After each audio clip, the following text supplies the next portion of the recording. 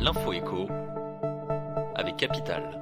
L'info pratique, Capital, les détenteurs d'un contrat de capitalisation vont avoir droit à un joli cadeau fiscal depuis le 20 décembre 2019 si ces personnes décident de racheter leur contrat, c'est-à-dire de le clôturer, elles peuvent être moins taxées. Ce petit miracle fiscal tient à la modification de la base taxable du contrat de capitalisation en cas de rachat. Est désormais considérée comme la plus-value taxable la différence entre l'encours du contrat à la date de fin et le prix de succession.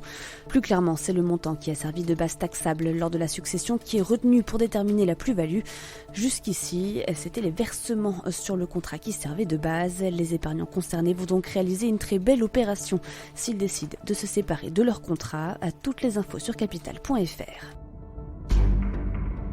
Le coup de gueule est poussé par les familles concernées par le scandale du lait infantile Gallia. 7 ont en effet retrouvé des vers dans leurs produits et une troisième famille a décidé de porter plainte contre le laboratoire en charge de leur fabrication. Au total, 4 types de lait sont concernés par la présence de vers et Danone, propriétaire de la marque Gallia, a annoncé la mise en place d'un numéro vert. Le géant français de l'agroalimentaire a également demandé aux familles concernées de lui renvoyer les boîtes de lait défectueuses. Le chiffre du jour, 109. La plateforme de réservation en ligne Booking doit 109 millions d'euros au fisc français. Le site a de nouveau été condamné à 2 redressements de 70 et 39 millions d'euros, alors qu'il doit déjà 356 millions à l'administration française depuis 2015.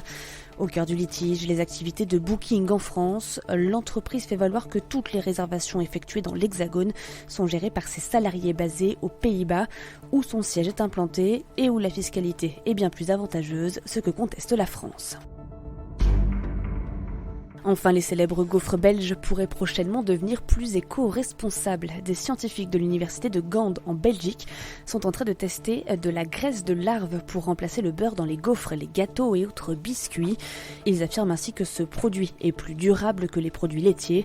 Le procédé est encore en phase de test. Il utilise notamment des larves de mouches. Plus d'infos sur capital.fr.